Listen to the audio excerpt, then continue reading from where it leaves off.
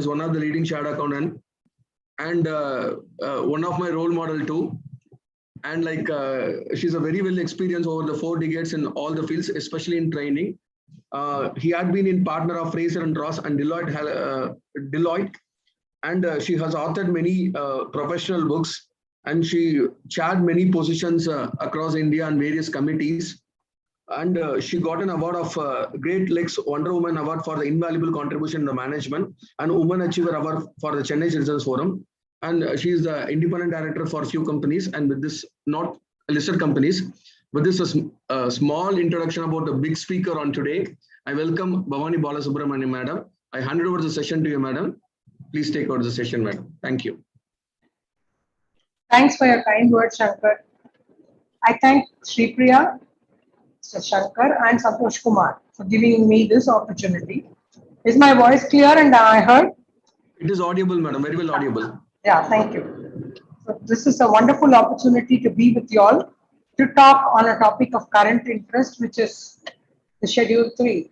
Let me share my screen and confirm to me whether it is visible. It is visible, madam. It is visible. I'm putting it on slideshow. Right, madam. Yeah. So the Schedule 3 is so critical today that everybody is grappling with how best to present their financials. Transparency is for those who carry out public duties and exercise public power. Privacy is for everyone else, said Glenn Greenwald. The agenda for today is to discuss the changes in disclosures of the additional information for stakeholders, the format changes, and just to touch upon the audit report, not Caro in detail. When you look at the rationale for this change, the expectation of the corporate regulators has been increasing over time because they have been finding it difficult that they cannot get the information which is required, despite the entire set of financials which are signed with all the details. When they look for something, especially when they are looking for some details to see whether there is a compliance or non-compliance, somewhere they found the financials having deficiency in the information they were looking for. And in terms of governance and transparency, they wanted more details to come out from the corporate entities. The increased activism and the pressure on regulators has been so high to act fast on any perceived irregularities, and therefore the financials required to get stepped up. The need for ready information in the financial statements in line with the international changes to financial statements was another important driver of making these changes in the accounts. The recent spike in reported frauds has kindled the need for making ad hoc changes in the Schedule 3 to report on specific details which were not easily available in the financials and were not easily available in a group of financial statements of a whole group. So therefore, they said that specific reporting is required in certain aspects which were required from the stakeholders' point of view, but not necessarily covered for reporting because the regulation did not stipulate. The accountability and responsibility of the statutory auditor has increased so much under the CARO that the financials are required to be geared up to present that information. If the auditors can't report on something if it is not covered in the financials, and the CARO changes were introduced first and they were deferred. And in the meantime, the correct move was to make sure that Schedule 3 is amended and is ready to give the information which the CARO seeks as an auditor's reporting requirement. The amendments in the Companies Act. The Schedule 3 to the Companies Act, the Companies Accounts Rules 2014 and the Companies Audit and Auditors Rules 2014 had all come up with the requirements for reporting purposes. They brought in changes for Division 1 to ensure that companies which are reporting under ICAI make the necessary disclosures. Somebody is not on mute. Can you make an announcement, Shankar? Yes, madam. Yes, madam. Sir, members kindly unmute. Swaminathan.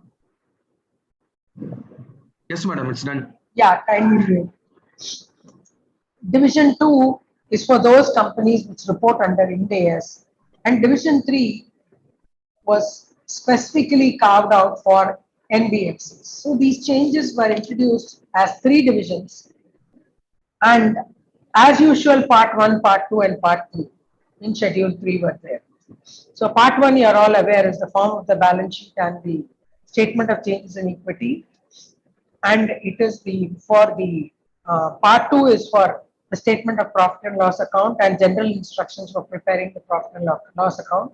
The general instructions for the balance sheet are there in Part 1, and Part 3 is general instructions for consolidated financial statements. That is the broad layout of this amendments in Schedule 3. So there are 3 divisions. The 3 parts are already there, and there are 3 divisions: IGAP, Ind AS, and NBFCs.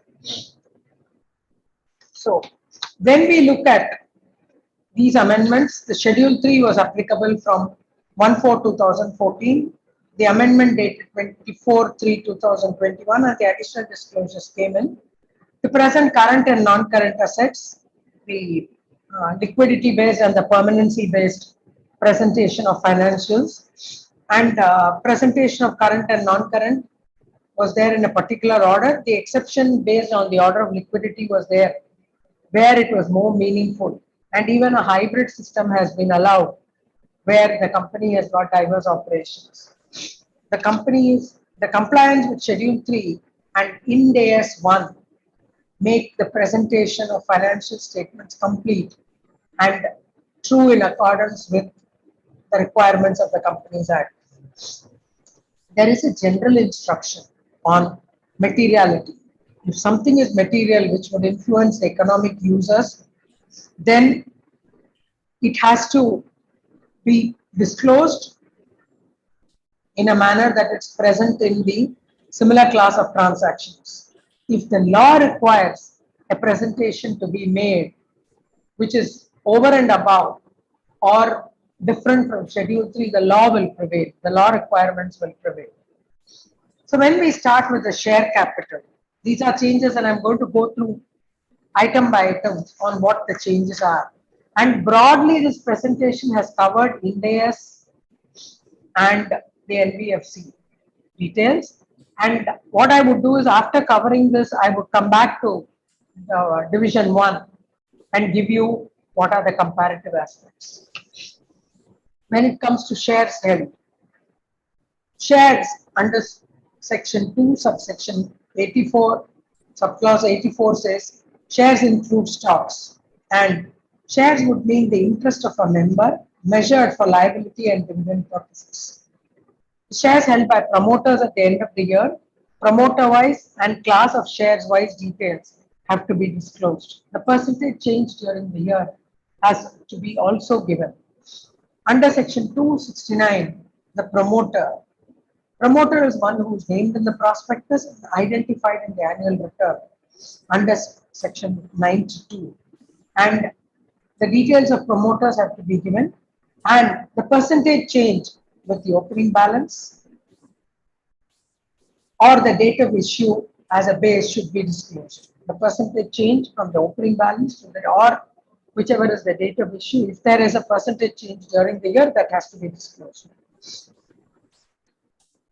Please note that the promoter definition is not just the person named in the prospectus and identified in the annual accounts, but a person who has control over the affairs of the company, directly or indirectly, and whether he's a shareholder, director, or otherwise.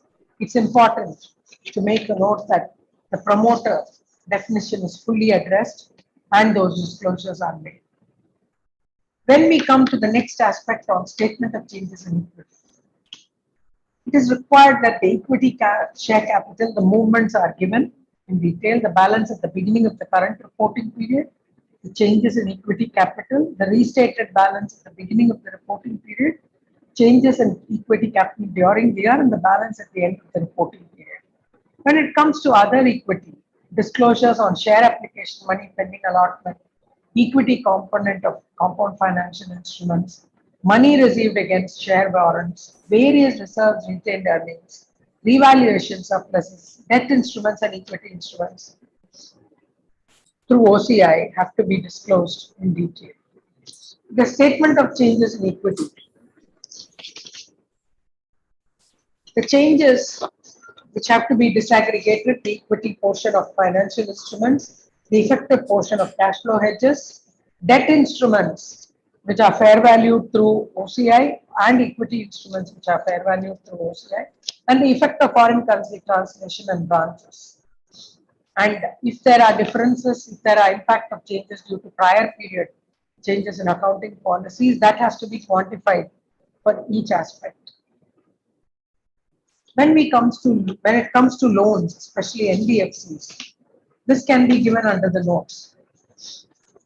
The bills purchased, bills discounted, loans repayable on demand, term loans, leasing, factoring, all others to be specified with sample of others which could mean various things like intracorporate deposits, staff loans, etc.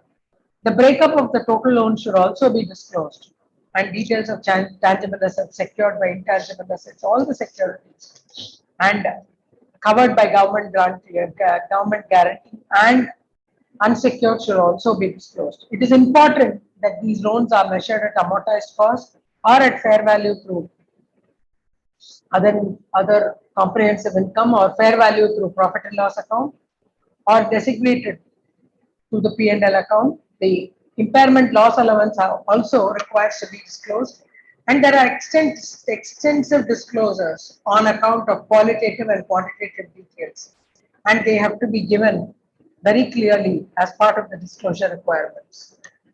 The outstanding trade payables schedule, the aging schedule has to be given.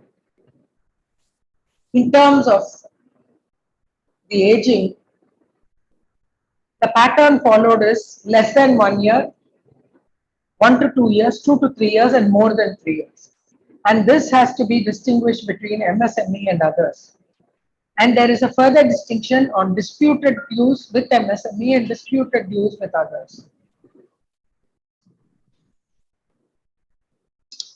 Similar information has to be given for cases where there are the due date of payment has not is specified, and then the disclosure will be from the date of transaction. If the due date of payment is not specified, then the due date will be taken from the date of the transaction. Unbilled dues should be disclosed separately. Property, plant and equipment. A reconciliation of gross and net carrying amounts of each of the assets should be disclosed at the beginning, at the end of the reporting periods, showing the additions and disposals, all acquisitions through business combinations, the amount of change which is made due to revaluation, and if the change is 10% or more in aggregate of the net current value, net carrying value of the profit and loss of the property, plant and equipment, and all other adjustments relating to depreciation, impairment, loss reversals, everything should be disclosed separately. If there are assets under lease, those should be given for each separate class of assets.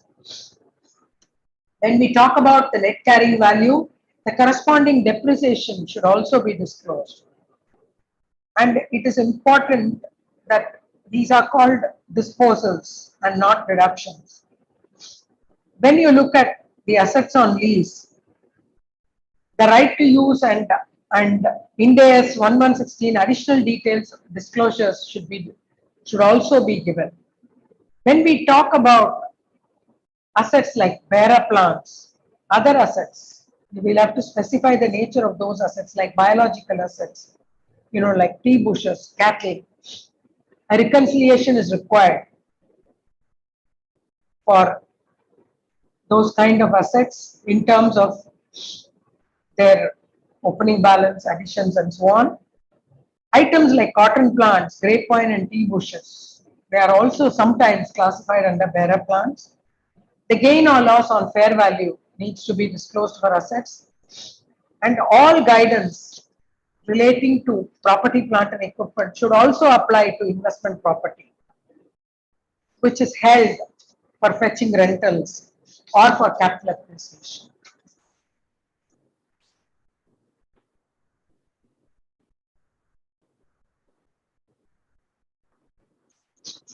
There is a lot of requirements in disclosure for additional regulatory information on immovable property. That is the title deeds of any immovable property not held in the name of the company. The company needs to provide all the details of the immovable property other than where the company is a lessee and lease agreements are duly executed in favor of the lessee, and those title deeds which are not held in the name of the company. When there are such title deeds, the description of the property, the gross carrying value, whether the deed holder is a promoter, relative, director or relative of promoter, the employee of the promoter, or the details of the property held since which date and reason for it not being held in the name of the company. All this should be disclosed. And then whether this immovable property is held jointly with others, and the details to the extent of the company's share should also be disclosed. In terms of property, plant, and equipment, investment property, the PPE which is retired from active use and is held for disposal should also be separately stated. Where the company has a revaluation of property, plant, and equipment, the company has to disclose whether the revaluation is based on the valuation done by a registered valuer as defined under Rule 2 of the company's registered valuation and registered valuers and valuation rules 2017.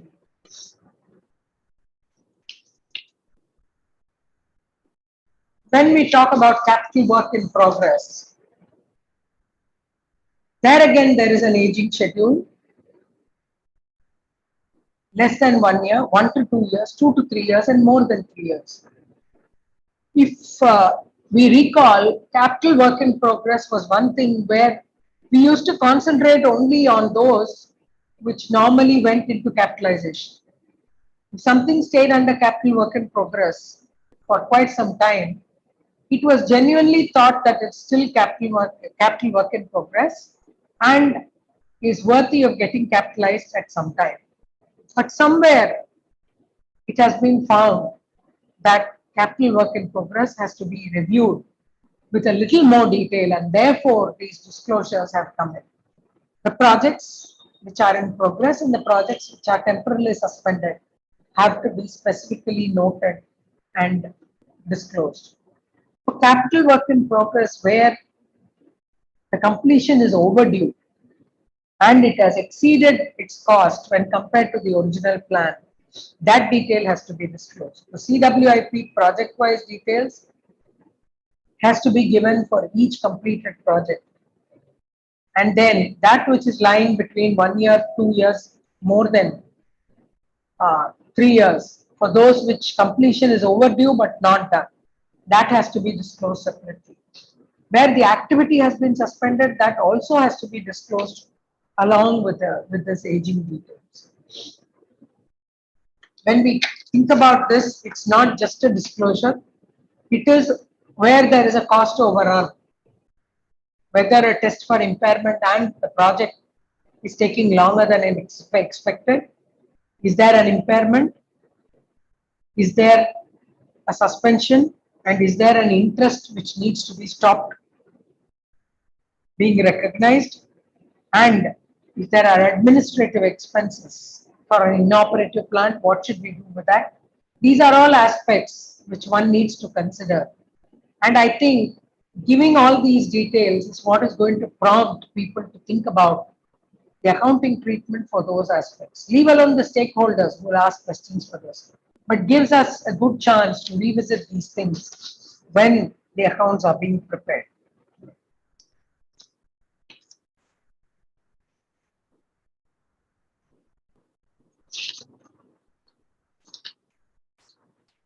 Revaluation of property, which I spoke about, this is to be done by a registered valuer. This is based on the fair value of the investment property. When we say the fair value of the investment property is as defined, okay, under the fair valuation which is done, and this is by a registered valuer under the valuation rules 2017, and the revaluation is for investment property if it is for property, plant and equipment, or for intangible assets. All these, the revaluation rules apply in terms of disclosures. More than a 10% increase, that needs to be reported. If there is an external valuer who's done the valuation, the auditor needs to look at the competency of that person, whether the person is well qualified to do the valuation. If it's an internal valuer, then how is the fair value determined? Under Ind AS 113, and where it is a business combination, what is the method of treatment? Because this does not include fair value under business combination.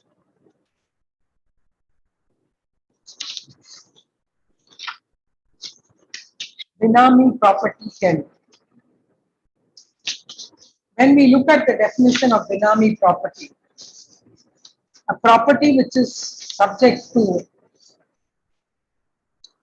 a matter of a benami transaction, which includes the proceeds from a benami property. That's what the Benami Properties Act, Section 2, subsection 8, tells us about benami property. What's a benami transaction? It's a transaction or arrangement where property is transferred or held for another person, and this property is held for future benefit, for a direct or indirect benefit. It could be a transaction in a fictitious name, or it could be a case where somebody denies or is not aware of the ownership of a property, and the consideration provider, the person who has given the consideration, is not traceable. Any of these could result in benami transactions. The benamidar is the person in whose name the property is transferred. In other words, any transaction which allows a possession of property which does not fall under Section 53A of the Transfer of Property Act is covered under this benami property which is held. The details of the benami property, whether there are any proceedings which have been initiated under the Benami Transactions Prohibition Act, if so, what are the details of such property, including year of acquisition, amount, details, beneficiaries, and so on. If the property is not in the books, that fact has to be stated with reasons. Details of property, including year of acquisition, everything requires to be given. Where there are proceedings against the company as an abettor, where the company has been charged for a possible abetting of the transaction, even that detail has to be given. Again, the details, nature of proceeding, status, company's view, everything, the company's view in the matter of this transaction also has to be given. It's very easy to say these things have to be disclosed. In terms of the auditor's duty, it would be required that they ask for any representations, any details on whether any proceedings have happened, looking at the board minutes where anything has been discussed, get a confirmation from an independent legal counsel that there are no such transactions for the company. This is the only way, because we are asked to confirm completeness.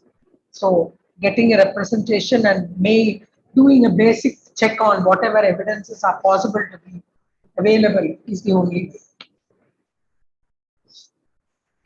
Intangible assets. Goodwill is to be disclosed separately along with the movements in the goodwill account. Again, a reconciliation of the gross and the net carrying amounts, like what we saw in property, plant and equipment. At the beginning and at the end of the reporting period, showing additions, disposals, any acquisition through business combinations, any changes due to revaluation, if it's more than 10% or more in the aggregating net carrying value of the assets, and all other adjustments relating to depreciation, impairment, loss, or reversals should be disclosed. This is applicable for other intangible assets like brand trademarks as well.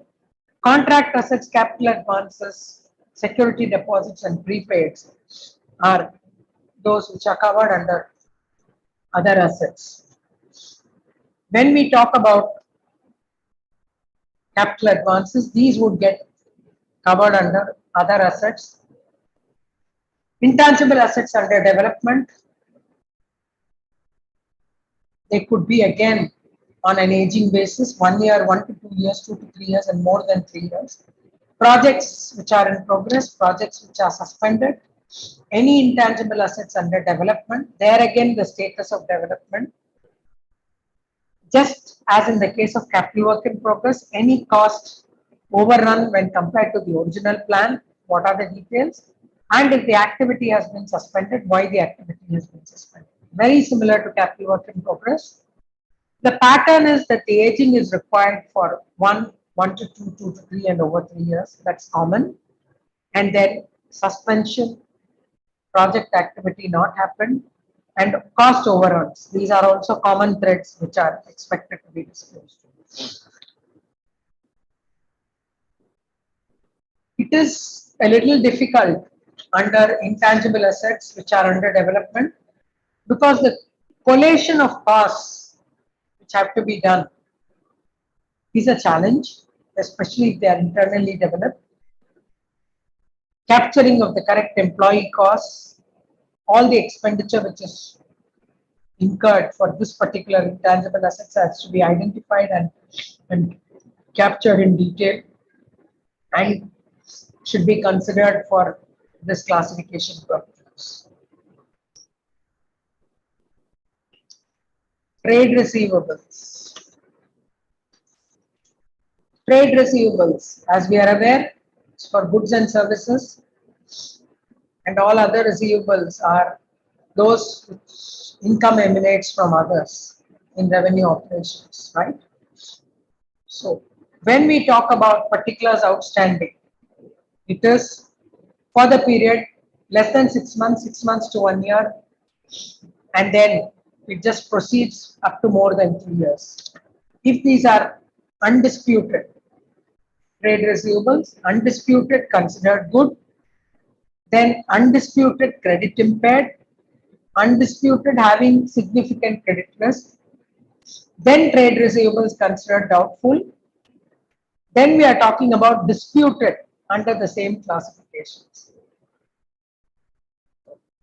To repeat, undisputed, disputed, considered good, considered doubtful, and credit impaired, having significant credit risk. These are all the classifications which are required. And the date is calculated from the date of the transaction in case there is no due date for payment specified. Unbilled dues should be disclosed separately. What is disputed and undisputed is not defined in Schedule 3. It is based on evidence and any corroborations with disagreements, such as correspondences, minutes of meetings. These are the evidences under which a dispute could be classified. If there are legal proceedings, yes, that's a no-brainer. When we calculate the loss allowances for these things on credit impaired and significant risk, significant increase in credit risk, the loss allowances needs to be looked at, especially when we come to the NBFC sector. These loss allowances have got very detailed calculations. Due by directors jointly and severally, including LLP and private companies in which they are directors, that has to be disclosed. If it's not in the nature of trade receivables, then that gets disclosed under other receivables.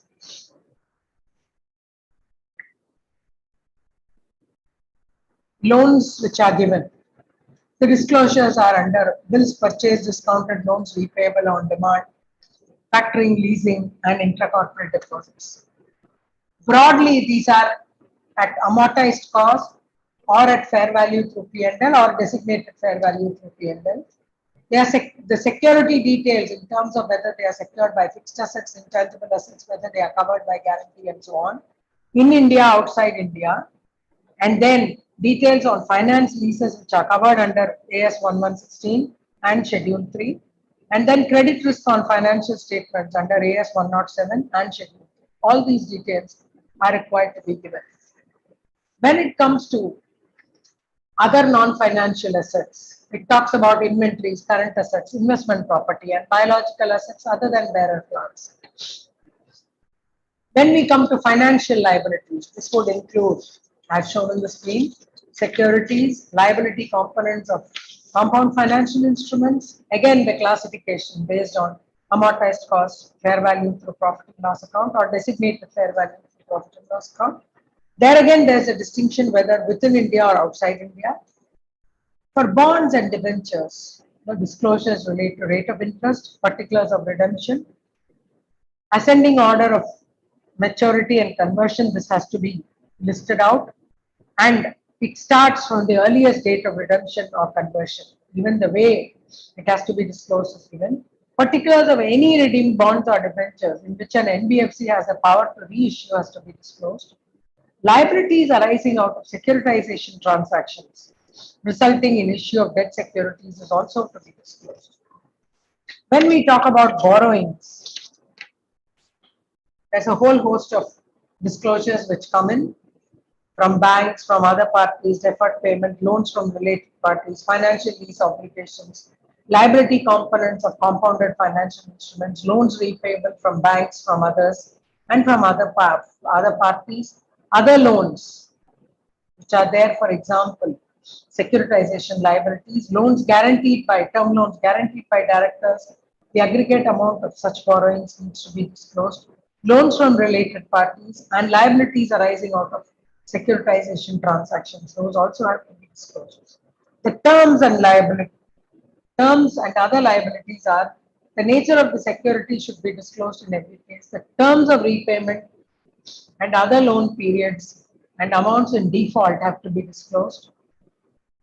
The default should be made out as a list for all items in the category which are there under borrowing, such as deferred payment liabilities, lease obligations, not only the ones which are classified as loans, such as term loans. The finance lease obligation also has to be disclosed.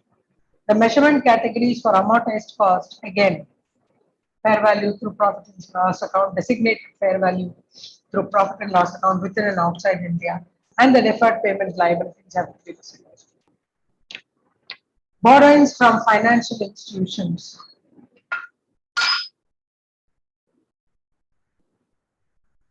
Other than the disclosures, where there are borrowings from financial institutions and banks on the basis of security of current assets, there is a requirement that the quarterly returns of current assets which are filed with the company's bankers or financial institutions has to be in agreement with the books of account.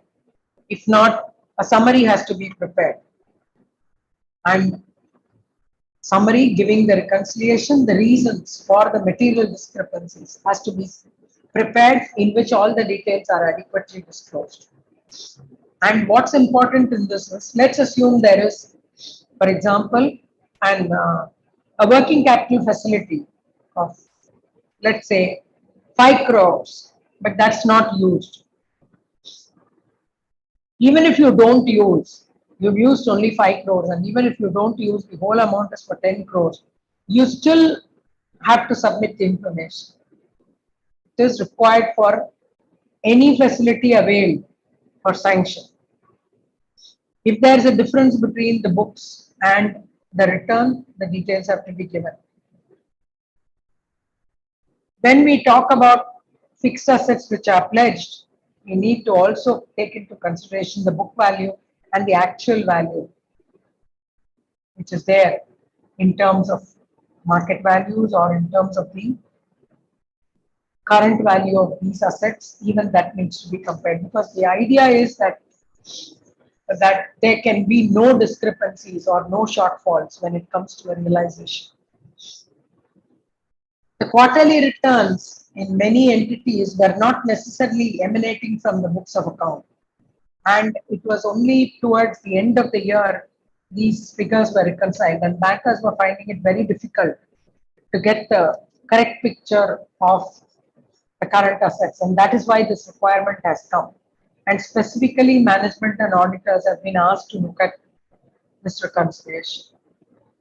Loans and advances in the nature of loans to promoters, KMPs, and related parties. These disclosures have to be made on loans and advances to promoters, directors, and KMPs. Whether there are some amounts which are repayable on demand or without any specific terms of payment. And then what is the type of borrowing, the amount of loan, and so on. Other financial liabilities: interest accrued, unpaid dividends, application money received, unpaid maturity deposits, unpaid matured debentures, margin money, and interest on accrued financial liabilities. All these disclosures need to be given. It continues with current tax liabilities, provisions, deferred tax, other non-financial liabilities like revenue received in advance, other advances, others, contract liabilities, and liabilities for assets held for sale. When it comes to investments in mutual funds, government securities, all those details which are there, like investments in equity instruments, debt securities, investment in subsidiaries, associates, joint ventures. Further, you need to classify it again as amortized cost, fair value through comprehensive income, fair value through P&L, or designated fair value through P&L. Additional disclosures on investments within and outside India have to be made. Whether an NBFC has used a basis other than amortized cost or fair value, that should be included in the column others, and it should be mentioned with a clear footnote. Investment in subsidiaries measured at cost under Ind AS 27 shall be classified as others.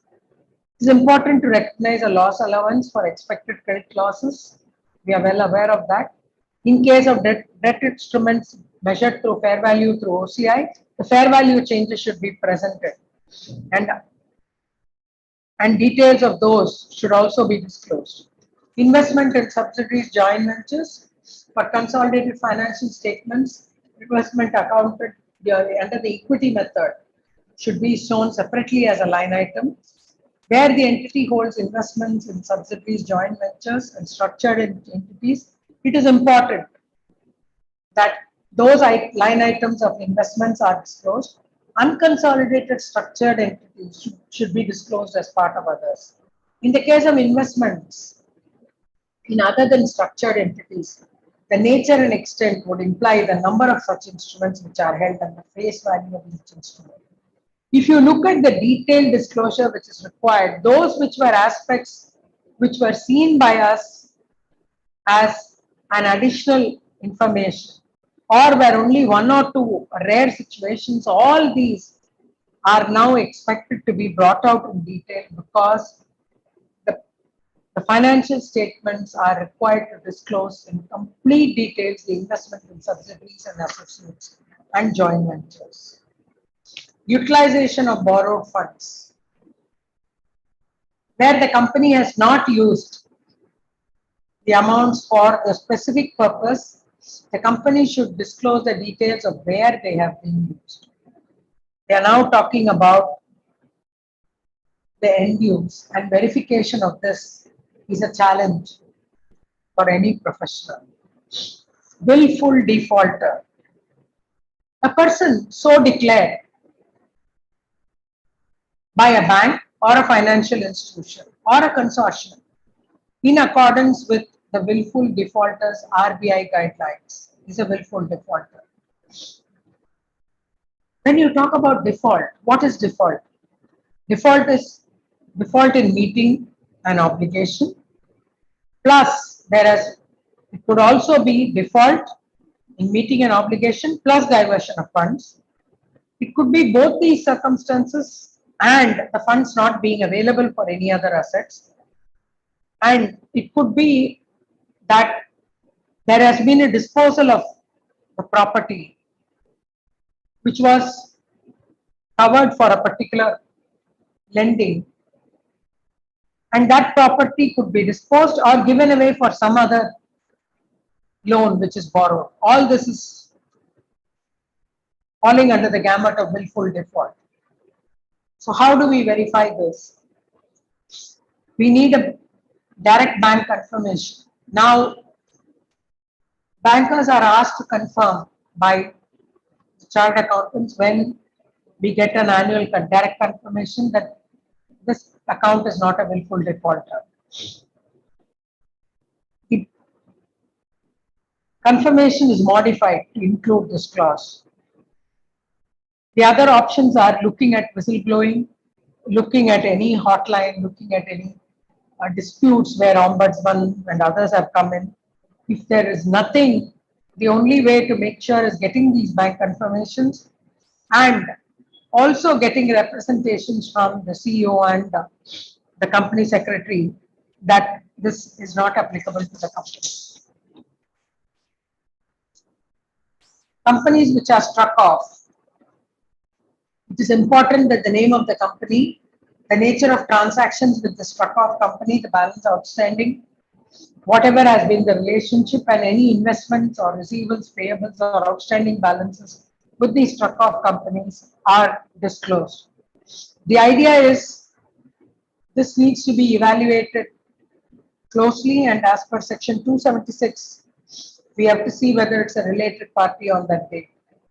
This does not cover the NCLT orders where the company has got NCLT orders. The best way to do it is to do an ROC search. It's not possible to do it 100%. So at least for major transactions, we could do an ROC search using the company identification number or the SIN.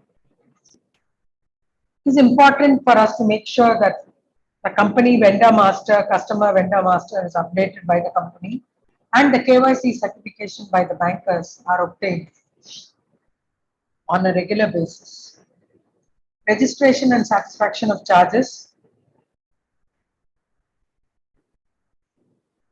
Brief description, location of these where these charges are, the property and the charges are held, the due date for the registration of charge and the reason for delay. All this has to be disclosed.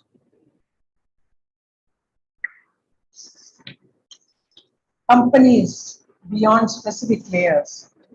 We are all aware that there is a requirement that we should have prescribed number of layers, 2 layers, and then where the company has not complied with these layers under 287, the list of that has to be disclosed, and the relationship including downstream companies have to be disclosed. Disclosure of ratios. Friends, it is no longer the balance sheet or the P&L and the cash flow. It is this particular section which is of maximum interest for stakeholders.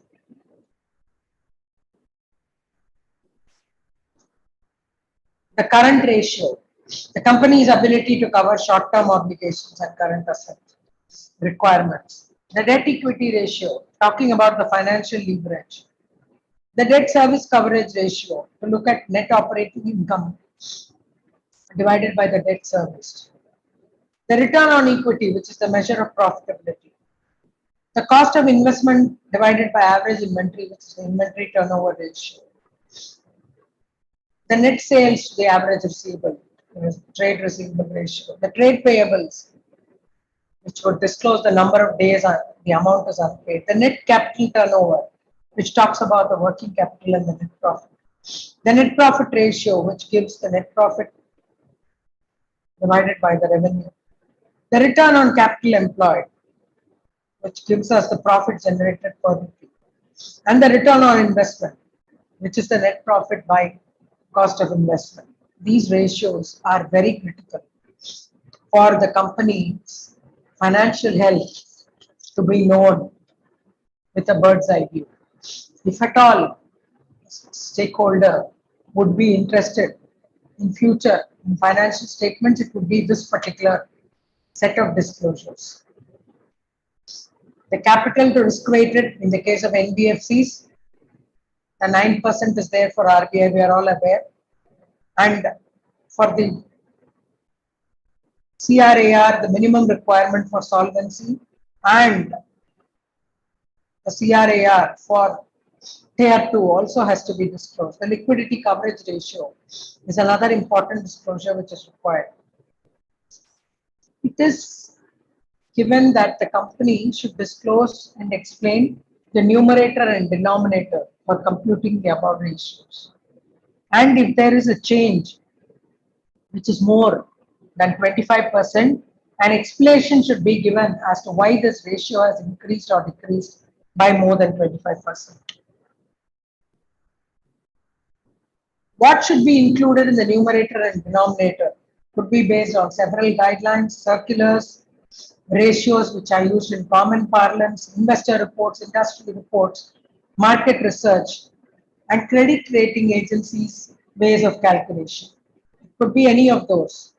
The factors which we consider could be very much industry specific or sector specific, but it should be consistent across the financial statements. There are additional requirements for compliance with schemes under amalgamation. We are well aware that the schemes have to be in accordance with the accounting standards and any deviation has to be explained.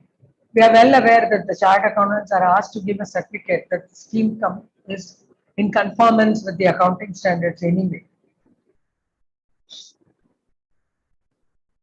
Additional information regarding utilization of borrowed funds and share premium. Where there is something advanced or loaned or invested funds,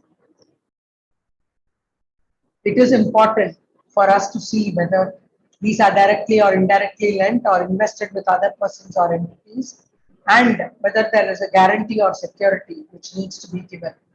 If these are given to intermediaries, the intermediary shall, if directly or indirectly lent, then the company has to disclose the fund advanced or loaned and complete details of intermediaries, whether from there this has gone to ultimate beneficiaries, and the date of amount, the amount given, if there are guarantees or securities, that again which has gone to the ultimate beneficiaries, and a declaration that the Foreign Exchange Act has not been violated or it is not in non-compliance or is violative of the Money Laundering Act.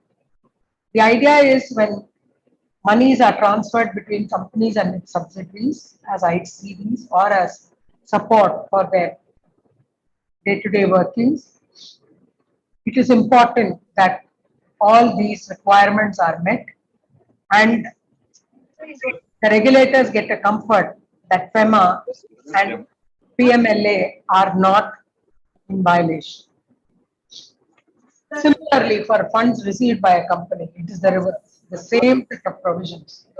Immediate intermediary, then ultimate beneficiary. So 2 layers or 3 layers. And then the requirement of FEMA and requirement of PMLA. Undisclosed income. If there are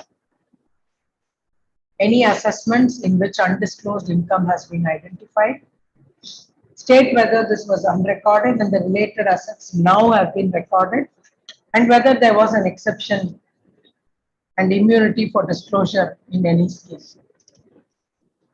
CSR, where the company is governed under 135, the amount required to be spent, the amount of expenditure incurred, the shortfall at the end of the year, the total of the previous year's shortfall, the reasons, the nature of activities, the details of related party transactions, and whether provisions are made in respect of liabilities which are there to enter into contractual obligations. All these have to be disclosed. Friends, when it comes to CSR, there are further amendments to say that those which are not eligible for spending, there's a whole list given, and activities which are not in the normal course, political contributions, sponsorship, fulfillment of statutory obligations, activities which are outside India unless it is for athletes who are representing at a national or international level. What is eligible in terms of COVID-related activities, R&D for vaccines, expenditure which are incurred for design, implementation, and monitoring of CSR programs. There is also a cap on the overall administration cost of 5%.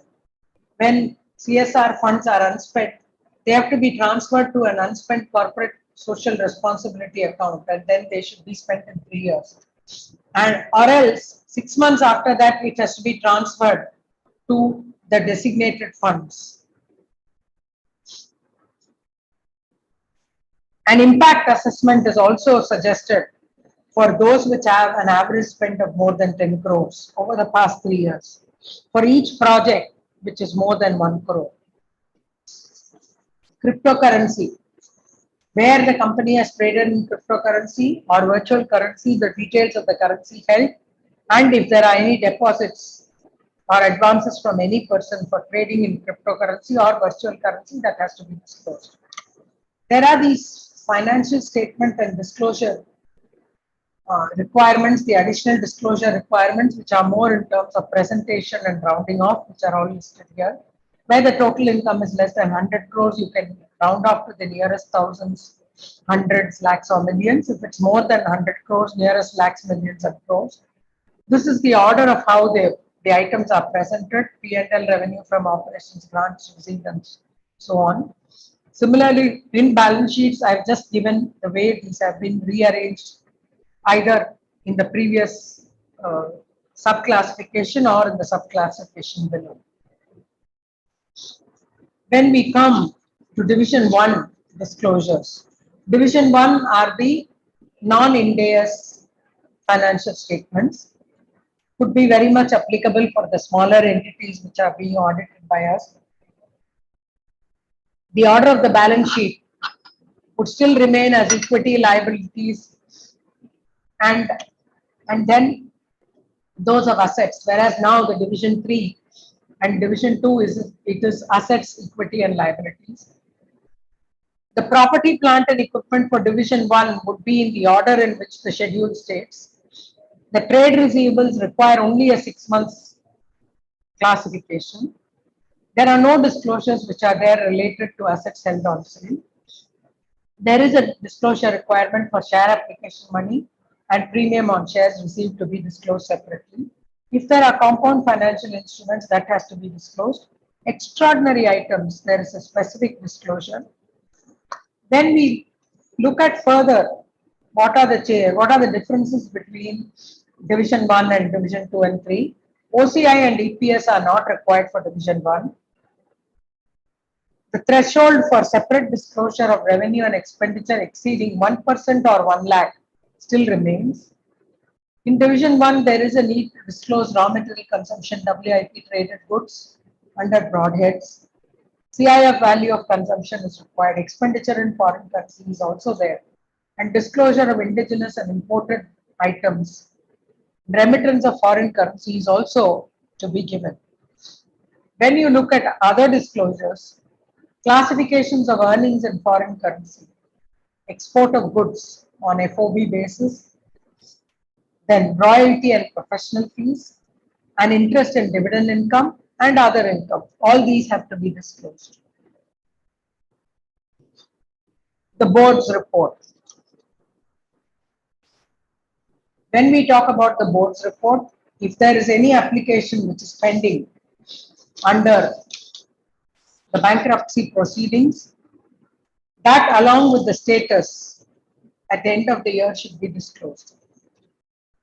And if there is a valuation which is done as a one-time settlement, and there was a valuation done while taking a loan from the bankers, the differences of those and the reasons thereof have to be explained.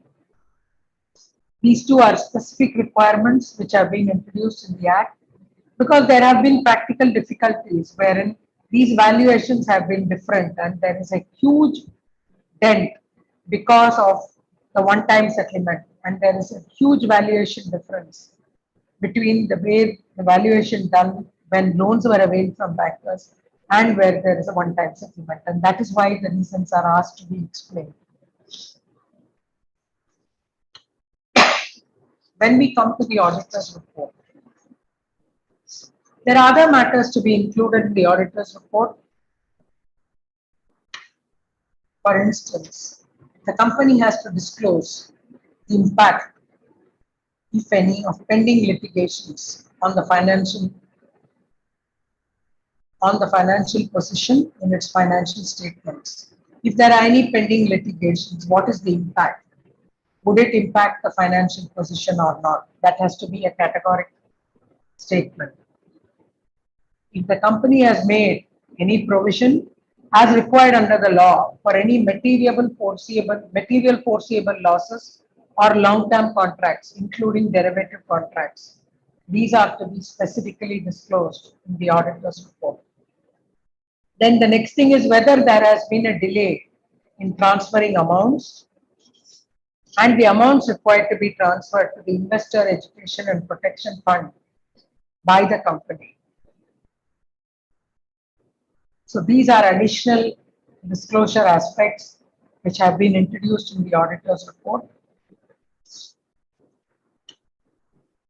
When it comes to the aspect of the borrowed funds and the disclosures which we spoke about in terms of intermediaries and ultimate beneficiaries, the auditor's report has to very clearly state whether the management has represented, to the best of its belief, other than those disclosed in the notes on accounts, no funds have been advanced, loaned or invested, either from borrowed funds or share premium of other kinds of sources of funds by the company to or any other persons or entities, including foreign entities, which are intermediaries, with the understanding, whether it's recorded in writing or otherwise, that the intermediaries shall directly or indirectly lend or invest in any identified manner whatsoever.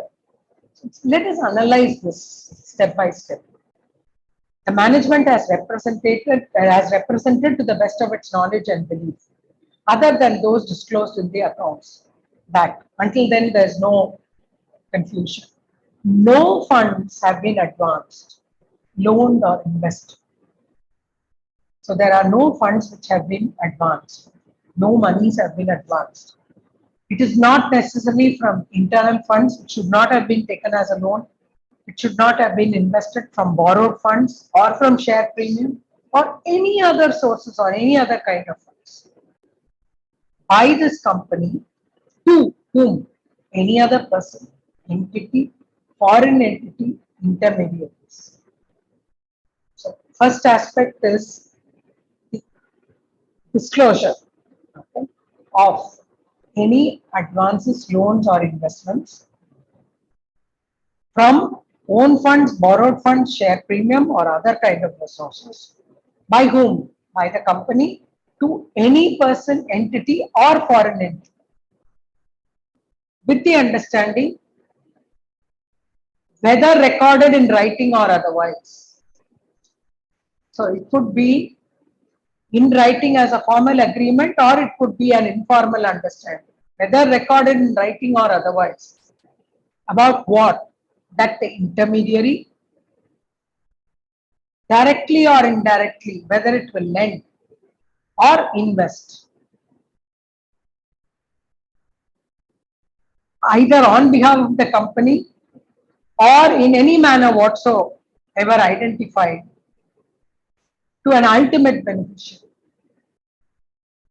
So it is a question of funds, either borrowed or it is share premium or internal funds, to any entity, foreign entities, with the understanding that that entity will not, whether that entity will lend directly or indirectly or invest in an entity identified by that company. So the ultimate beneficiary is what they are talking about. So it's a question of whether the transaction is rooted in a manner that it comes to an ultimate beneficiary. Similarly, that is if it's an investment and this is if it's a lending, the second paragraph. Both ways, what they would like to have as a disclosure is any transactions which have passed through 3-4 companies to an ultimate beneficiary, whether such items have been disclosed in full in the financial statements.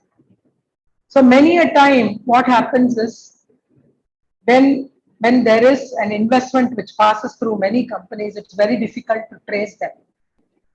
And therefore, to have transparency in the monies spent and the monies borrowed, companies are asked to disclose who is the ultimate beneficiary and what were the transactions, what were the intermediaries through which it passed, and a confirmation that other than what is disclosed, there are no other transactions. That is the completeness of this whole thing.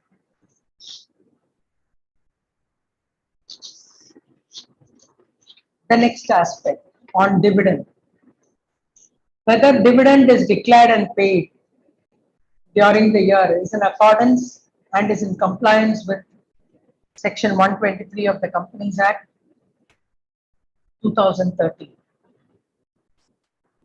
So, in terms of dividend, it was normally seen that the dividend is calculated in accordance with the provisions of the Companies Act, and the dividend paid and dividend payable is disclosed.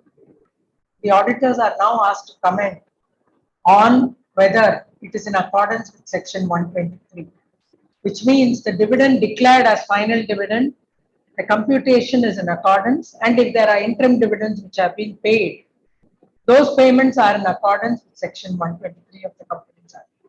This is a specific responsibility cast on the auditor because the regulators would like to know whether the auditor has applied his mind in the dividend calculations and in the dividend payments. And it is not necessarily confined to the disclosure of dividend transactions.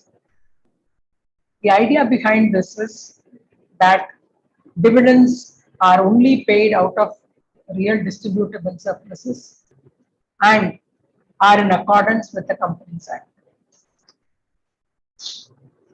The next one on whether the company for the financial years commencing on or after April 1, 2022, whether there is the software, the accounting software, and for maintaining its books of accounts, have a feature for recording audit trail, the edit log facility, and whether it has been operated throughout the year for all transactions, and whether the audit trail feature has not been tampered with, and the audit trail has been preserved. This actually has been deferred, but just let's look at this because it's just been deferred by a year. It has to have a feature for recording the audit trail. That feature should have operated throughout the year for all transactions, which are recorded in the software. And the audit trail should not have been tampered, and the audit trail should have been preserved according to the statutory requirements for record retention. These are aspects which the auditors are required to take responsibility on. So a guidance note is expected on this from the institute, and we were working on the guidance note. Since it has been deferred, we have deferred this publication of this also because we'd like to make it a little more comprehensive than what we had originally prepared. And when we were discussing amongst our study groups, the thinking was whether it's only for the accounting software or any other software through which any transactions are processed, and those are aspects which are being deliberated upon.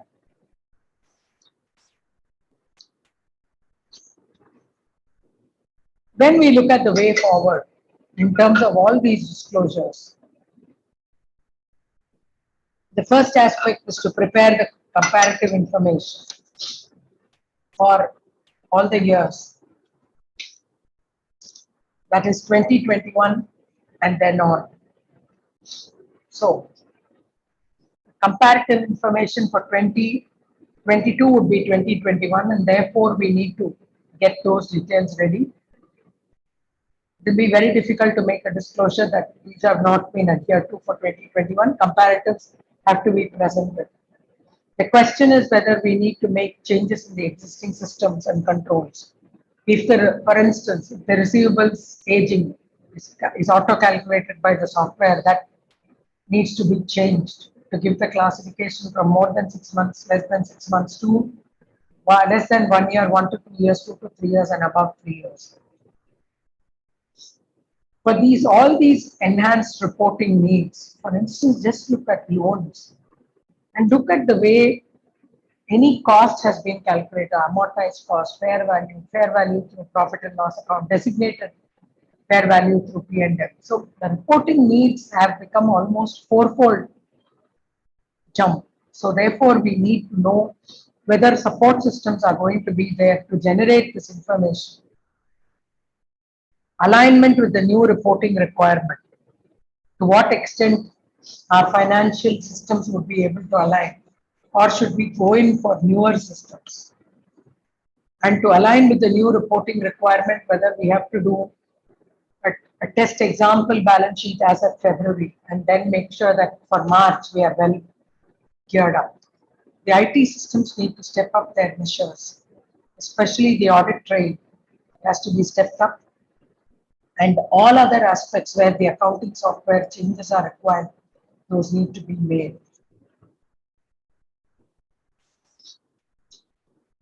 The key is to brand success and self-definition, transparency and authenticity, and accountability. This is what Simon Mainwaring said. The keys to brand success are self-definition, transparency, authenticity, and accountability. So when we talk about a successful company, the transparency is of primary importance. The authenticity and accountability required is of very high standards. But if you ask me whether so much of disclosure is really required and whether that would bring in the transparency, time alone has to answer. Whatever is possible regulatorily, those changes have been introduced. The need for transparency and accountability has been more than stressed. All possible information which is required for a comprehensive understanding of the transactions in a company have been thought of, and the changes have been made. In terms of stakeholders' interest, aspects like ratios and other details have been introduced to arm the investor like an analyst, so that they need not look at what analysts have said, but can go in for details which are necessarily required for a comprehensive understanding of the financial statements. Nothing more can be done by regulators or by the accounting bodies. It is left to the corporate organizations and those preparers to take care and make sure that all these disclosures are made with utmost sincerity. So that's what I have for now. Thank you, madam. Thanks for the nice presentation. Some of the queries which are put it in the chat box, madam. Can you able to see that, or can I read the same, madam? I'm coming.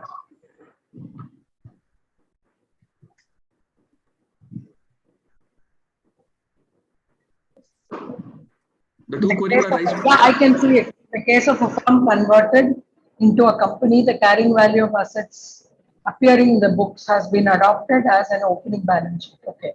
The book depreciation the erstwhile firm provided was at lesser rates, though this is not governed by any law. From the date of conversion, we are following Schedule 3. Yes. From the date of conversion, you are following Schedule 3. Fine, madam. The second question is also raised by the same. I'm coming.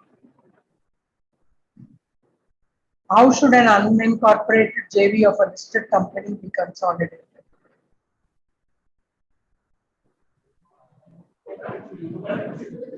What? A company limited and B company form a JV called ABJV. Can a company form a form an unincorporated joint venture with a partnership firm? Yes, why not?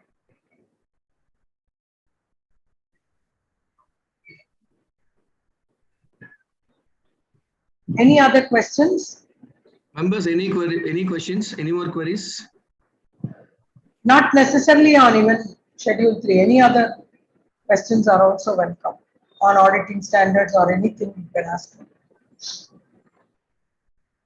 On any of the procedures wherein the Schedule 3 disclosures come in, what kind of evidences, what kind of supports are we looking for? For instance, today bankers are asked to confirm specifically that the company is not a willful defaulter. So that way, you know that there are aspects which professionals have introduced. So even aspects like that. Raman sir has raised one more question, madam. It is also available in the chat box. He wants to ask some question pertaining to consolidation of accounts.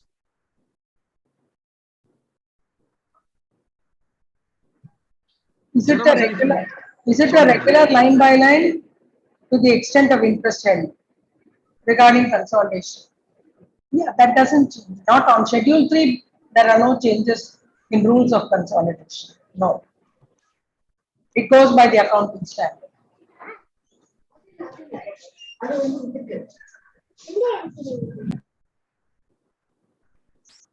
If there are no other questions, then we can close, Shankar, because I have a hard stop to move on to another meeting. So, thanks so much for being here and thanks for the opportunity. You're on mute, Shankar. On behalf of both the branches, I render my vote of thanks, madam, for such a wonderful session. Thank you very much. And some of the members are requested to share Schedule 3 format in Excel, if any. In Excel? In Excel. I don't have a copy of that like that in the Excel form. I will check with Sripriya madam. In case we are able to share something, we will find out and give it. Done, madam. The second thing is about your PPT. If possible, please share yes, it in chat. I will mail it to you. I'll mail it. Done, madam. Thank you. But, thank you. Madam. I will mail it to the branch, is it? Yes, madam. Or you could message the email ID, then I will send it off. I will ping you, madam, so that I can I'll ping you personally. I will send it to you. After the next session gets over, whenever you are free, just send it across, madam. No problem. Thank you so much. Madam. So meeting is urgent. Thank you all members. And you kindly stay for the second session. Madam, you can discontinue. Thank you.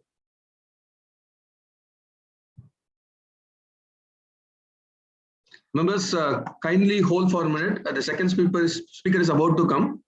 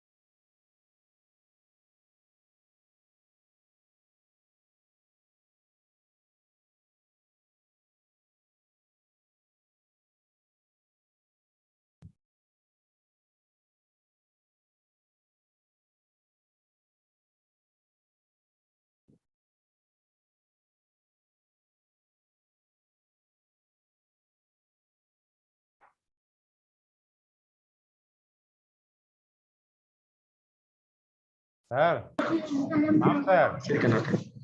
Madam, good evening, madam. Good evening, sir. So Can you hear me? I only called you some 2 minutes back. Okay. That is okay. my number.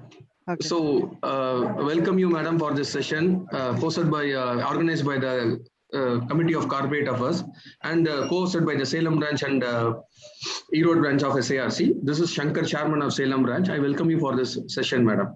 Thank you, sir. Just a small introduction. Just.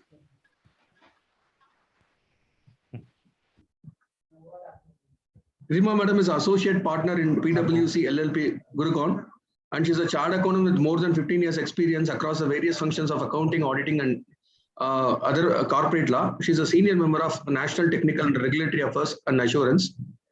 Prior to her association with PwC, she worked with ABP Limited on Delhi Metro project as finance controller. So she has a primary area of work involves advisory, corporate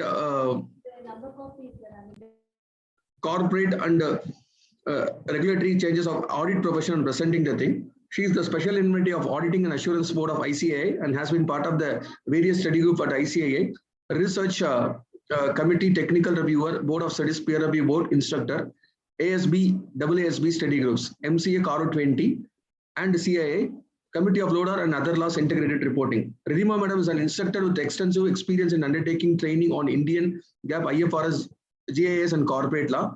With this small introduction, I hand over the session to Ridhima madam. Madam, kindly take over the session, please. Madam, Thank you, yes, sir. Yes, madam. Yes. Forgot to unmute it. Yeah, no, Thank not you, a problem. everyone. Thank you, everyone, and very good evening to everyone. So the session which has been allotted to me is about CSR compliances. So as the name suggests, corporate social responsibility. Very similar to what we keep talking about these days about the climate changes. Across world, everybody is struggling with the climate change. COVID was nothing but a climate disaster, climate pandemic only. We are not able, we have struggled it for 2.5 years. We're still struggling with it. So that is the reason where regulators have always been thinking that these are actually the outcome of corporate initiatives. So what they did in 2013, they came up with a proposal. In 2008 actually started with the introduction of Companies Amendment Bill. So with the introduction of Companies Amendment Bill, there was a proposal which required corporate to identify certain percentage of their profit that needs to be necessarily spent on social initiative. Because for regulators was a firm belief that if you're taking resources from the society, you have to give it back to them in one form or other. That's the background why this CSR provision came into Companies Act. So if I talk about 1956 Act, similar provision was not there. So it is something that came as a society initiative that corporates needs to take upon. So in 2014, the CSR provisions were notified. Section 135 came into picture. So if I talk about assessing compliances, primary section 135 of Income Companies Act that has to be considered. There are certain rules which is also effective from 2014 and which got recently amended in January 2021 that needs to be given due consideration where the corporates are preparing their financial statement and where we as an auditor are testing those financial statements for compliances with these regulations. After amendment under section 135 and with the rules, there were multiple circulars, notifications and FAQs were issued by ministry and their CSR cell. So just look at the importance of this particular provisions of the act, that the ministry has to constitute a CSR cell for this to look at the compliance provision of this act. So we have seen multiple notices going to the corporate where they have failed to give a proper justification of why the identified amount has not been actually spent on the intended activities, or if the CSR cell finds that number computed for the purpose of spending on CSR activities is not in a right manner. So notices were also sent to the auditor asking that you give us the justification of how this 2% was computed, give us the computation, give a certificate. So all these an outcome and rigor of how close monitoring of these provisions are done by ministry. And this is a topic which is debated even in parliament because there is a lot of fund that goes from the corporate in various initiatives like PM Prime Minister Care Fund, Prime Minister National Fund, Ganga Fund. So there are a lot of amount that goes into this fund also. So this, the compliance with this provision is of topmost importance under the Companies Act and is under a lot of scrutiny by ministry itself. So if I talk about the legal compliance provision, this section is very clear that it is applicable to all, regardless of the type of company, be it public company, private or foreign company. So the moment any of these three criteria are triggered, like there is a turnover of 1,000 crores or more, net worth of 500 crores or more, or net profit of 500 crores, any of these conditions, you are required to comply with the CSR provision. So the first step would be to constitute a CSR committee. The composition of CSR committee will depend from the company to company. So if I talk about the public company, there would be 3 or more directors. And in case of listed company, one director has to be an independent director, because Companies Act also and the listing obligation and disclosure requirement mandate appointment of independent director. So where the company has independent director, one such director should be on the board for CSR committee. In case of unlisted companies, 2 or more directors can form composition of CSR committee. And since there is no requirement for independent director, company would not be required to appoint that.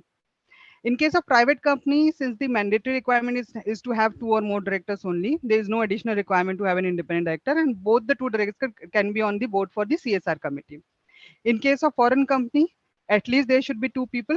One person has to be an Indian authorized representative, where documents can be delivered if some questions are there from ROC. So for serving those documents, one person should be a resident in India, and one can be nominated by foreign company. In case CSR committee, in case a company where the spend of CSR is only 50 lakh based on the 2% computation of profit, CSR committee is not required to be constituted, and these functions can be discharged by the board. This is a recent amendment that came in 2021. A company, so technically company continues to have comply with the CSR provision, and it can only cease to be covered under this particular act provided for 3 consecutive years the company is not falling into this criteria of turnover, net worth, or net profit. Only in that situation, company will be kept out of the requirement to comply with the provision of Section 135. Otherwise, there is no escape. Every year, a company necessarily needs to comply with these provisions. Moving on to the next slide. The requirement, as I've been mentioning, is to endeavor is to push corporate to at least spend 2% of their average net profit, that is before tax, computed based on the preceding 3 years immediate profit. And in case a company is incorporated for less than 3 years, in that situation, that whatever is the period starting from the date of its incorporation needs to be considered for purpose of determining 2% of the average profit. The profit has to be computed in accordance with Section 198, which typically we consider for determining managerial remuneration for directors. In case board fails to spend the amount, board report needs to disclose that, the reason for not spending that amount, unless there is an ongoing project. We'll be talking about ongoing project or amount that needs to be transferred to a fund on subsequent slide.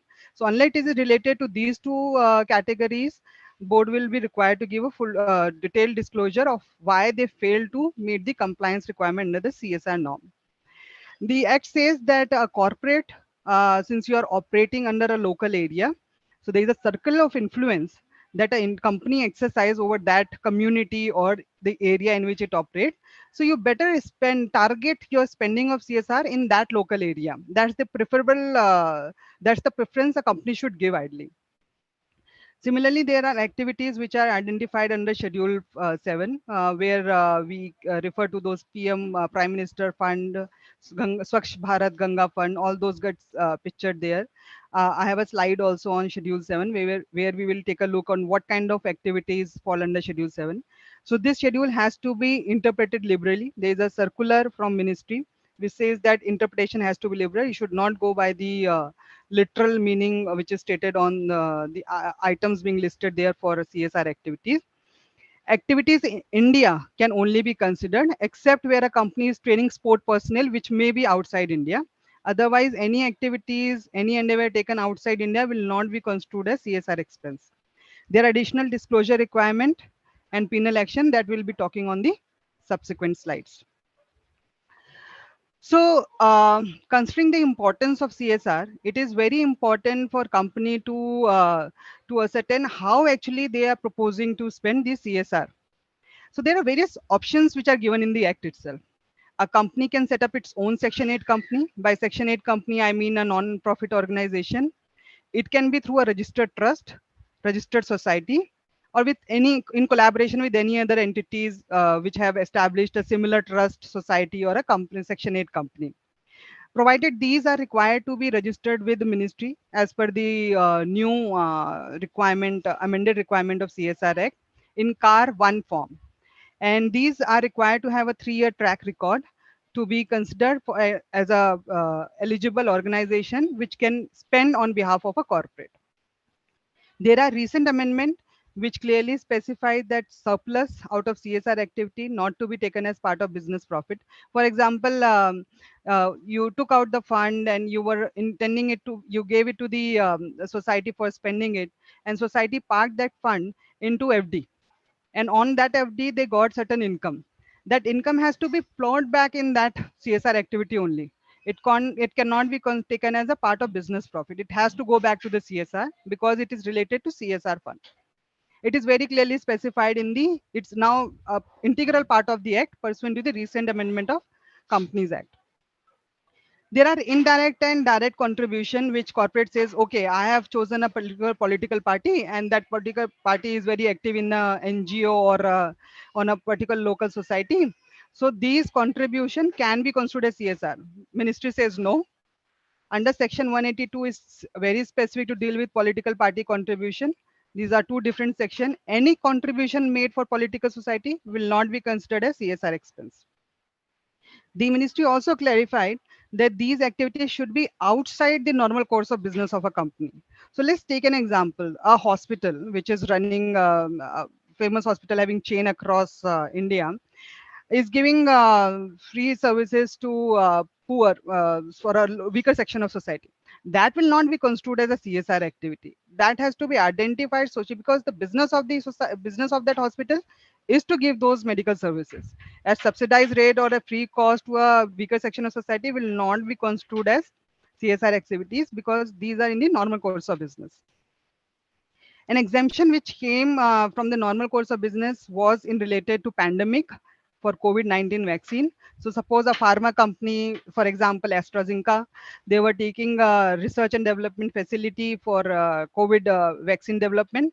Those would consider to be CSR expense and was allowed to be treated as such under in the financial statement. But this exemption will get over next year. So it is valid till 2023 only.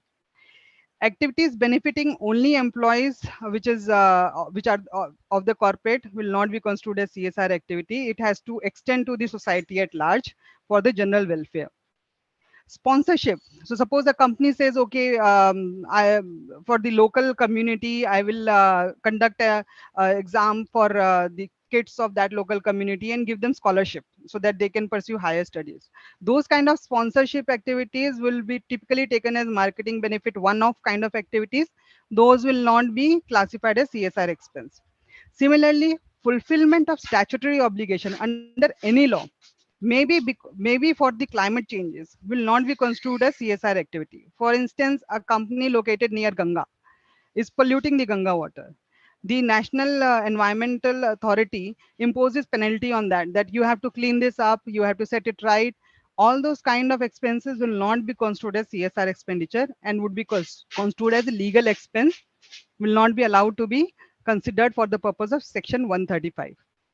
So when the company has an underwear to monitor this, the first step, as we have mentioned on the preceding previous slide, is to establish a CSR committee. That committee will establish the governance mechanism to monitor whether the earmark CSR corpus is actually going for the intended and approved CSR policy. They have to closely monitor an implementation of these projects, set up implementation committees. Sometimes they may have to even order an analysis of whether the projects are actually going in the intended direction to monitor the progress. And such monitoring procedures and the intended compliances are required to be disclosed both in the financial statement and board report. We have a slide on this, what kind of disclosures will come. So I'll take that in detail in the subsequent slides. If I talk about Schedule 7, CSR activities, I'll spend only fraction of second on this particular slide just to give a item flavor of what kind of activities are typically classified as CSR activities, like promotion of education, gender equality program, welfare of backward classes, protection of national heritage. We talked about contribution to PM Relief Fund, Care Fund, contribution to Swachh Bharat Kosh, Clean Ganga Fund. All these kind of fund and activities are listed on Schedule 7. And as mentioned above, these has to be interpreted very liberally. It is not required to be intended in a literal way, the way it is mentioned in Schedule 7. Moving on to the amendments, some of these amendments have already talked on the preceding slides. So I'll take you through these amendments. So these amendments are effective from January 22nd, 2021. For instance, by virtue of Companies Amendment Act 2019, provisions are required to be created for unspent amount. So this was a very interesting update that happened in 2019. Prior to that, what was the situation is, if the corporate has not spent an amount, they can just explain in the board report and they are done with it. So ministry started monitoring. Okay, nobody is there doesn't look to be a serious implication of this section. So to ensure that there's tight regulation around it, they said no. If you have not spent it, make a provision for this, and you have set an endeavor that it has to be spent in a stipulated time frame. So I'll take you through the amendment on how these have to be spent on the subsequent slide. So this was a major change that happened in 2019, that instead of comply or explain approach, this is now necessary compliance with the regulatory provisions of the law. Because in India, it is believed that unless a law is strict enough, those compliance will never be ensured. That was the reason why 2019 amendment came in. Then they came up with the amendment where transfer of unspent amount has to be done. In case of ongoing project, there is a different requirement, and in case of any other than ongoing projects, there are different requirements. We'll be talking about that in detail in the subsequent slide. With regard to companies amendment in 2020, another set of amendment came in where excess of CSR is spent. So corporates were saying, okay, you have asked us to spend, make the provision and spend the amount which is not spent. What about if I have made an extra spending? Why don't you allow me to set off those spending? That was the background why 2020 amendment came in. And they now ministry allowed that, okay, if you have spent some extra amount, you will be allowed to carry it forward. But again, there are certain conditions attached to it. We'll be discussing it on subsequent slide. There are strict penalty for contravention, which are very stringent. CSR committee not required for 50 lakh spending. I've already talked about this. Moving on to the next slide. So there are two categories in which typically a CSR activities is undertaken. One is ongoing project, and second could be other than ongoing project. So by ongoing project, the way it is defined is any project which runs over a period of 3 years. And second category would be an existing project where board has given an extension for another year to continue with the CSR implementation. So those two are considered to be ongoing project as per the recent amendment, which is effective from 2021. CSR to be carried by specified entity. Here specified entities, I mean trust, society, or Section 8 company, which should get themselves registered with CSR 1 form. CFO has to certify to the board for utilization of funds which are dispersed. Surplus CSR we have already talked about. It has to be plowed back for CSR activities, and it has to be should not be forming part of the business profit. There has to be a set off in CSR expenses. So if there is an excess, I just talked about what happens if there is an excess of CSR spend, that has to be set off in 3 years. There is a timeline within which that has to be set off. Beyond that, it cannot be carried forward. So in 3 years, subject to board approval, there has to be a proper board resolution for this. This has to be set off in 3 years. Otherwise, it will lapse. It will not be available for carry forward. There are certain provision with regard to capital asset and impact assessment of CSR. I'll be taking that on the subsequent slide. So this was the brief background on how CSR provisions have changed. There were amendments that got carried out from 2019, 20, and which are effective from 2021. So all this amendment has led to various matters which are being debated or has to be considered when the corporates are preparing their financial statements, and we as an auditor are checking those. So I've listed on this slide some of those matters where we are going to debate and find solutions to those. For instance, how to deal with the provision of unspent amount, whether the cost incurred to register trust and company can be considered as fully spent even if they have not spent, how the cost incurred by the company directly towards CSR has to be dealt with, how income earned from CSR has to be recognized. So these questions are there, and on the subsequent slides, we will try to see what are the responses to them to deal in the financial statements. So this is a flow chart I had prepared.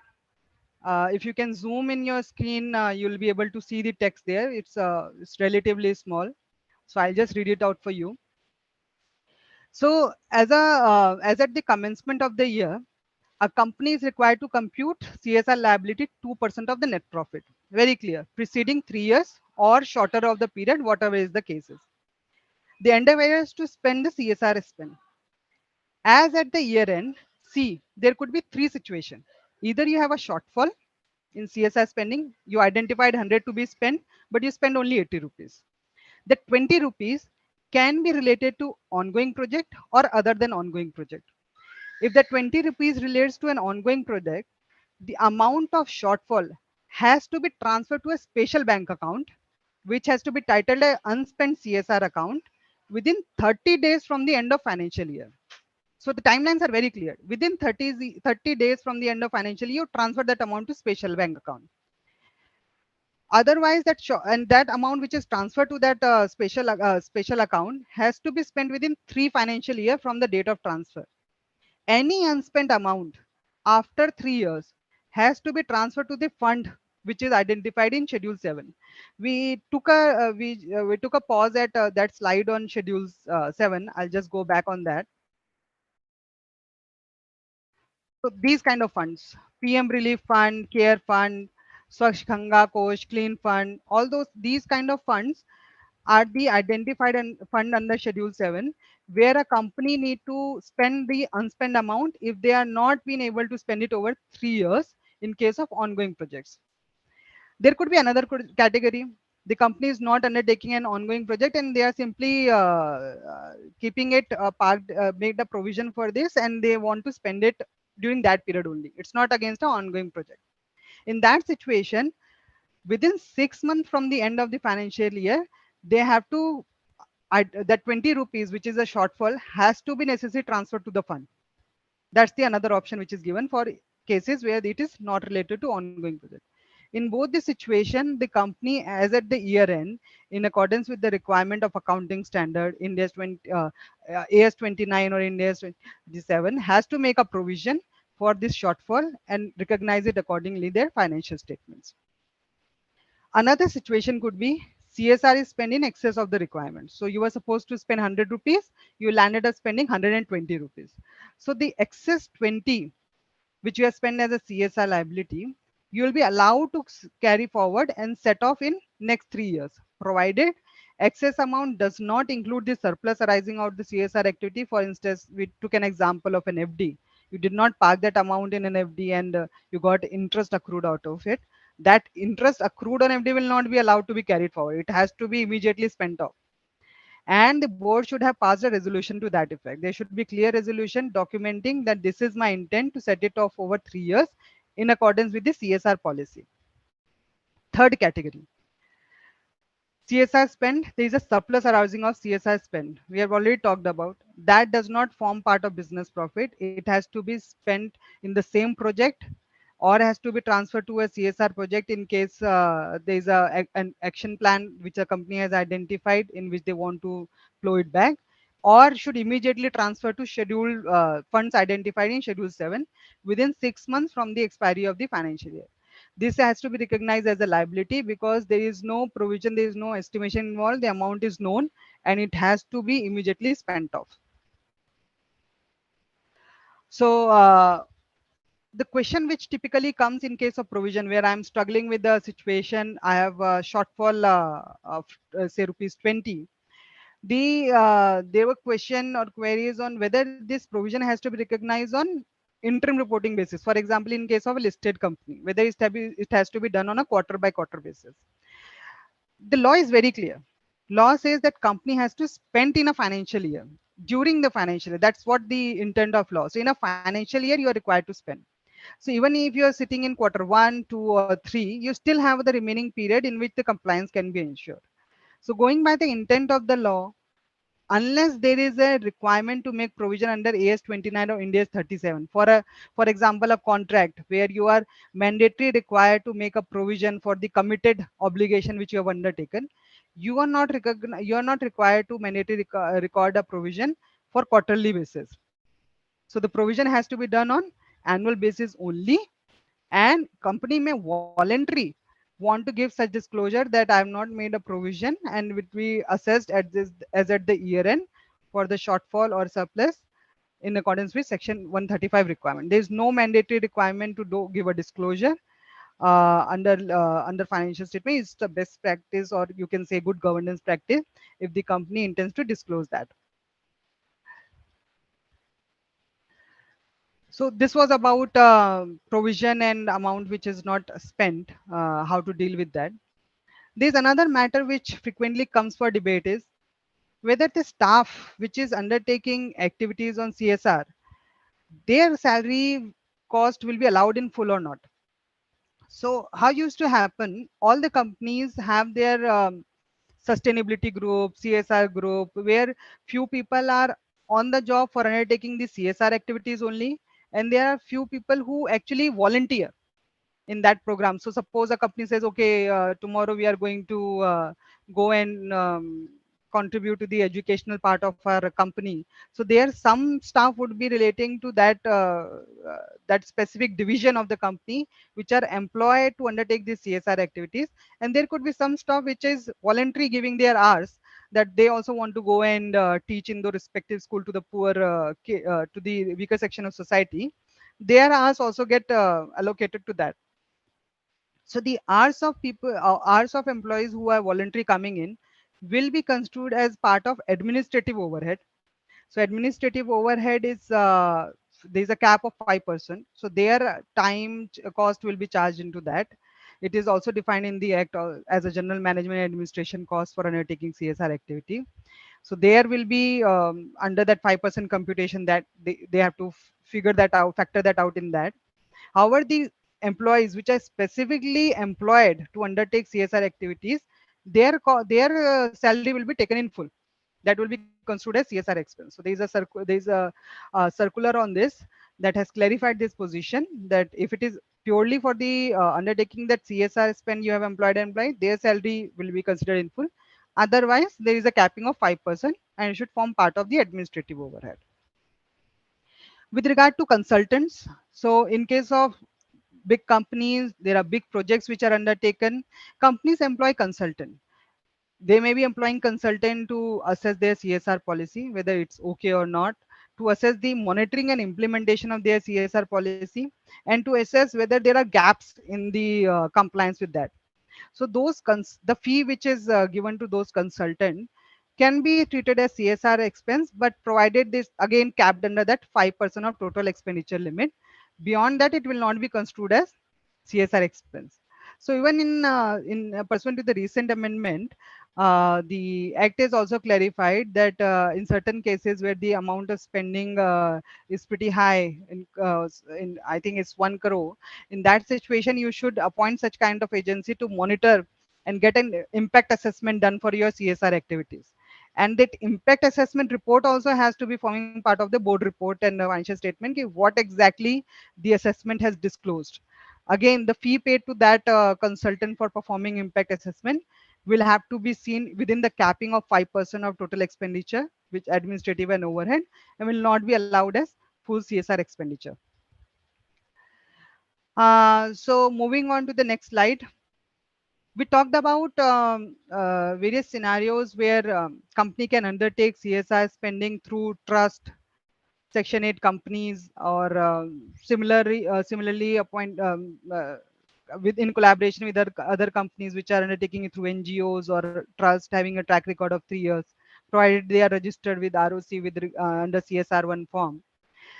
There, in past, how it was happening, companies used to pay that amount to trust and leave it like that.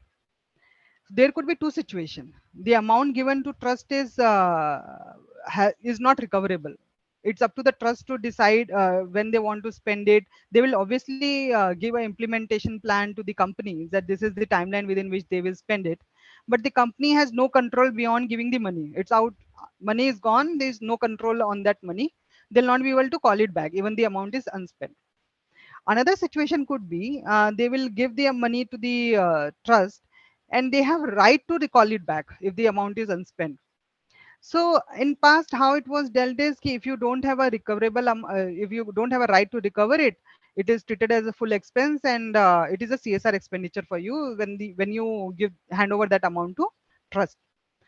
But now realizing the fact that there could be a problem that trust has taken that money, is not actually spending it and all that, by virtue of an FAQ, which Ministry has recently released in 2021, they came up with a clarification saying director should monitor, director should only should ensure that amount whatever is given to trust gets spent, and the unspent amount will not be treated as CSR expenditure. That's an FAQ. It's not a part of Companies Amendment Act. Neither is a circular or a notification. It's an FAQ which can be debated. So suppose a company which has actually given the amount and has no right to recover it, it is very difficult for board to call it back and treat only the amount which is unspent as a which is spent as a CSR expenditure. It has no control. So in my view, it should be allowed as CSR expenditure. But again, this is a very debated matter. Your client, if it given such kind of amount and is not spending is not done, and somehow it get to notice by ministry, the client might get a letter from them asking for a clarification on this. So this becomes little tricky. That amount which you have given is not actually spent by trust. So there should be an endeavor by CSR committee to monitor that actually the trust is on track for spending the CSR spending which is allocated to them under the CSR policy. And as an auditor, you should also take it on record that board and CSR committee is actually monitoring these implementation, because one invariably whenever a notice comes to the company, auditors are also being questioned that you did not test the compliance. So at least you take it on record saying that there is appropriate implementation protocol where the board, CSR committee and board is assessing that trust is implementing the plan as agreed for, and it's only for genuine reason they could not be spending they could not spend the full amount for the intended CSR activity. Moving on to the next slide, we talked about CSR expenditure on capital asset. So again, this matter was there previously also, and with the amendment, there is a change in that. So prior to the amendment, how it was dealt is the company, if it has a capital asset, you can identify a portion of that capital asset uh, which is for undertaking pure CSR activities, not intended for employees, but for undertaking pure CSR activities. You have identified, earmarked that property, and you're using it for CSR because you are able to justify that. The asset was still under your control. It was your asset being used for CSR purposes. Depreciation, expenses related to that asset was allowed to be treated as CSR expense, subject to those cappings which were there. But now, what ministry realized, they said ki it's not the intended way. So what they did, they came up with an amendment. They said, if you had made an expenditure on capital asset, you better transfer that asset to a Section 8 company or a registered public trust society or public authority or a self-help group. If the intention was to create a CSR capital asset, you don't control it. Intent is not for the company to control it. You better transfer that thing. So when they came up with this amendment last year, 6 months 180 days was given to the company to do such transfers. So these assets will no longer form part of the financial statements of the company. So when you are testing, so if you have a private limited entity, if you are going to close audits now, if they had some kind of asset, it should not be there in their balance sheet now. It should have been transferred to these entities like NGOs or registered societies, self-help group or public authority as notified from time to time by the Government of India. Moving on to the disclosure requirement, there are huge responsibility which is casted on the board and in turn on the preparers of the financial statement with regard to disclosures in respect of CSR. So board has to formulate a proper action with regard to CSR policy. They have to keep monitoring it. Any alteration has to be done, is allowed anytime during the year based on the recommendation of CSR committee with a proper justification to that effect.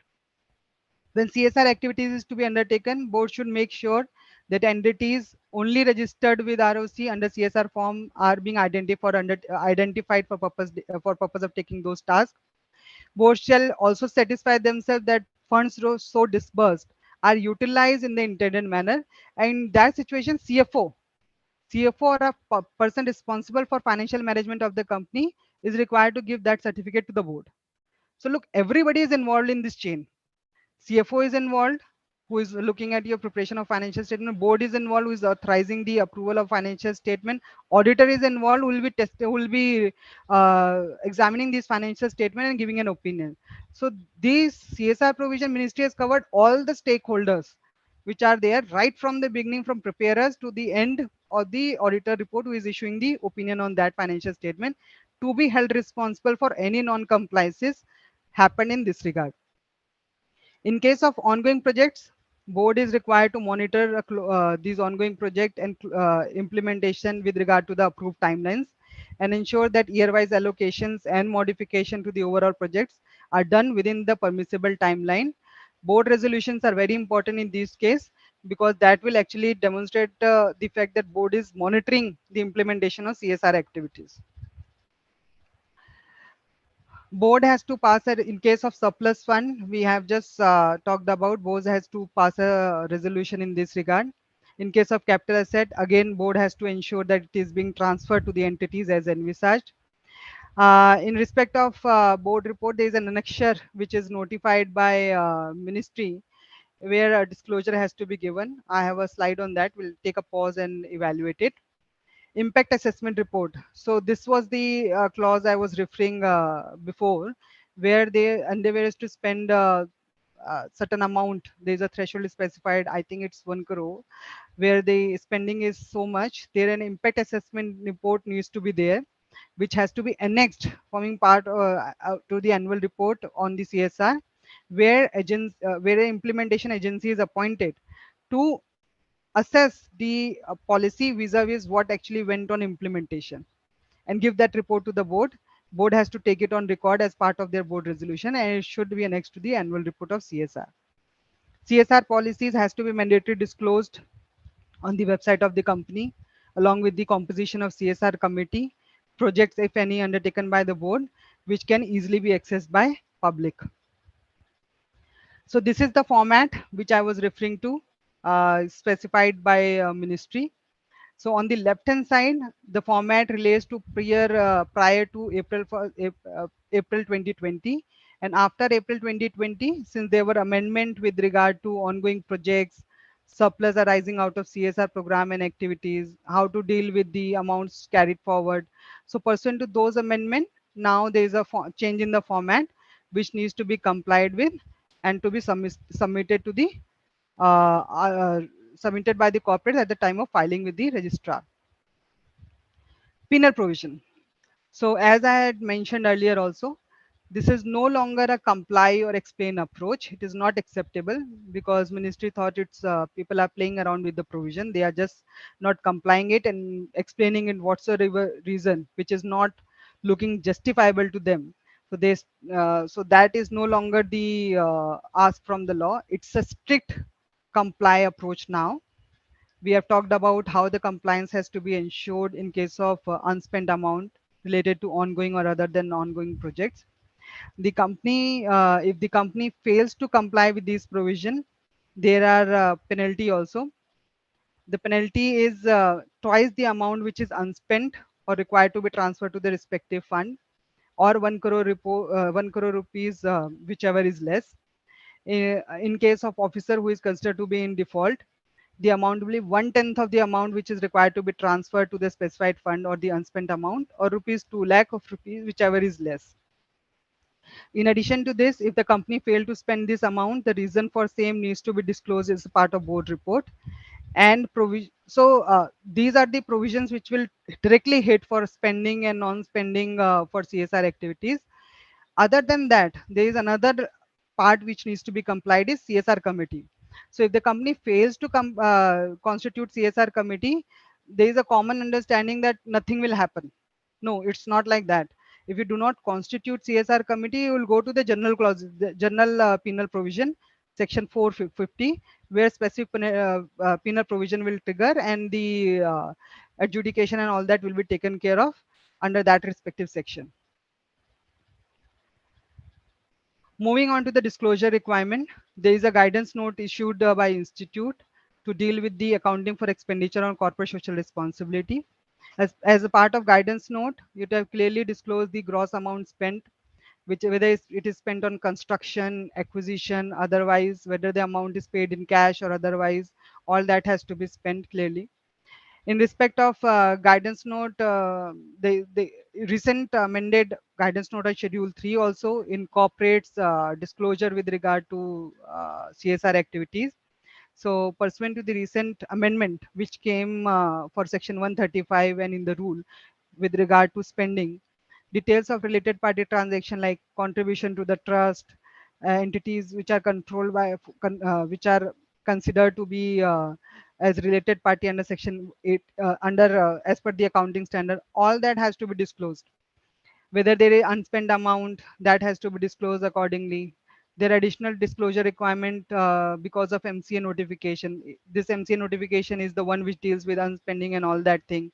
Disclosure requirements are listed there. All that has to be disclosed and forming part of schedule 3 now, and which serves as the basis of preparation of the financial statement. There is a lot of disclosure that flows for CSR. Moving on to the last part, the auditor responsibility. So there is lot of responsibility that is casted on us as a professional with regard to examining these financial statement. The responsibility emerges from standards on auditing 720, where as an auditor we are required to look at the other information. So financial statement is one thing. The financial statement goes as part of annual report, and in annual report there are information which has to be consistent with the financial statement. And we as an auditor for last couple of years have been reporting inconsistency on those other information which flows from SA720. So even CSR related information, if it is forming part of those other documents, other information surrounding the financial statement, those has to be assessed for consistency and has to be reported if something inconsistent is being noticed. Similarly, financial statement and board report should be read together, and there should be ample effort to ensure that there is no inconsistency. So as a profession, our endeavor should always be insisting on board report at the time of financial statement. Should not be the case that board report is coming on later, that says something else and financial statement says something else. Similarly, recognizing the importance of CSR spending, CARO 2020 was also amended, and that specifically requires we as an auditor to comment whether CSR spending as required by the act has been ensured, and if there is an unspent amount, whether that has been spent in the intended manner. So there are two manners which we have already talked about. One in respect of ongoing projects, and in case of another other than ongoing projects, whether those have been spent accordingly or not. So this is all about the auditor reporting responsibility. So with this, I'm done with the presentation, and I'll open the forum for question answer. I think I did pretty fast. So if you want to ask any question, I'm okay. We can go back to the slide and explain it again also. Madam, one question is already posted in the chat box. Can you One able to second, see I'll that? see. Yeah. I'll just see. So if money is paid to a registered trust, the trust has to have a 3-year track record. In executing such project, does it mean that through a trust has an existence of over 3 years? If it has not undertaken the particular activity, it will not be eligible. Yes, so it can be questioned. So if the trust was given a task to undertake that activities, and the trust is a like a the way we use a shell company which is not operating, even a trust is not operating, just taking the fund and actually not been implementing it, you cannot say it's a track record of having performing the activities. In that situation, it may be questioned. The track is not there, and in fact this trust may not be able to find the CSR form 1 with the ROC. Their registration might be challenged at ROC level. So in that situation, it is quite difficult to establish that they will be able to take that CSR activities. Company has, the second question is, company has not spent CSR obligation within 2021, neither has any ongoing project as on date, non-transfer to PM fund either. Subsequently, they spent in June. Now, will it be penalized? No. So we have not seen companies getting penalized for. So the intent is that money should go in the respective fund or to the respective project. That's the ask from the government. So if you are able to comply it, even with the delay, I think ROCs have been little considerate on that. They'll not penalize the company for that. If you have spent that amount in June, I've not seen they coming back and penalizing them because the money has reached maybe with a delay.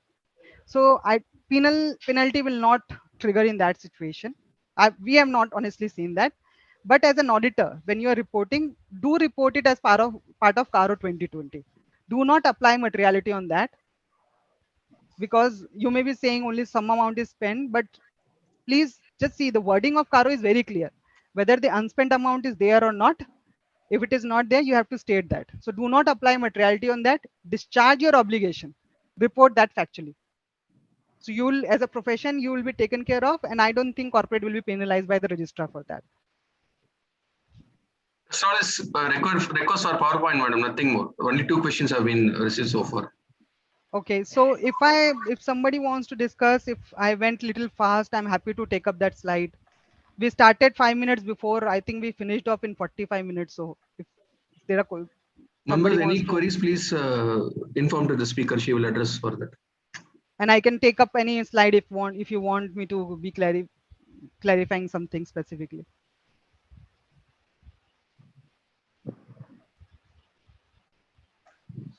Oh, I don't think so. There will be no doubt, madam, because members have already shared their queries. Okay. So can wait for a minute to conclude the session, madam? Yeah, sure.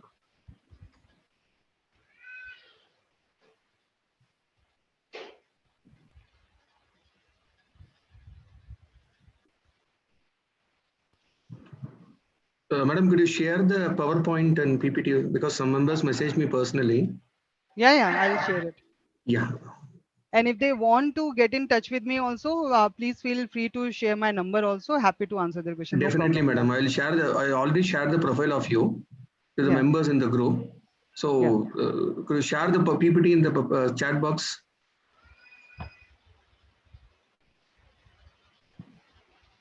How to share PPT in chat box? It's not allowing me any attachment there. No. Just open it. Open, and in right, 2 icon are there. One is smiley icon, another is attachment. Did you able see the madam? I'm not getting any smiley. Okay. 1 second. Down, type message here near to the in that icon. Yeah, type message is there. Right hand side. Yeah, there are. It only says allow chat. Okay, do one thing, madam. Share it I'll in. share with you. Yes, madam. Yes, madam. Yes, madam. I will share in What the does group, madam. trust? There is one question. What does the Yeah. trust? Yeah, what does the trust established by the company mean? So, so many companies have this practice of establishing a trust where settlers maybe some of the directors or a company itself. Sometimes these are established to undertake employee related activities. PF trust. Many companies establish their PF trust where settler is from the company. They fund those trusts. So those they it's a properly established under the Income Tax Act. as a proper trust where assessment is carried out as a different SSC under the Income Tax Act. And it's just like a normal trust established by any other entity to undertake a particular initiative, maybe for employee or in this case for some CSR obligation. Many companies like Infosys, Tata's have established these kind of trust which undertake CSR activities. One more question from the same CA, madam. Eligibility comes to a trust which has got a 3 years age, or if it is established by the 3 years of track record, sir. It has to demonstrate that they have undertaken these activities. So since this will be little, most of them will be having track record because the requirement came in 2014 itself. At that time also, when these were formulated, in between ministry came up with a notification saying that trust should have an established track record. The requirement of filing the form has now recently been introduced. Even earlier also the track record requirement was there, that if you are investing through a trust, please make sure that trust has in past undertaken those kind of activities and it is performing well. Just don't go and give it to a newly established trust which has no track record, because the problem is implementation. Basically they don't want that money to fall in cracks. That's the ask. So they believe that it is best rooted through a trust which is established and working fine for last 3 years. That is the background why it is there. Members, any query? Okay, madam, I will go for vote of thanks. So, Rima, madam, thank you. Very nice presentation on CSR. You have solved many queries for the members, and presentation was very nice. And on behalf of Salem and Erode branch of SARC, I thank you for this wonderful session, madam. Thank you, sir. The meeting is adjourned. Thank you very much. Thank you. Thank you, everyone.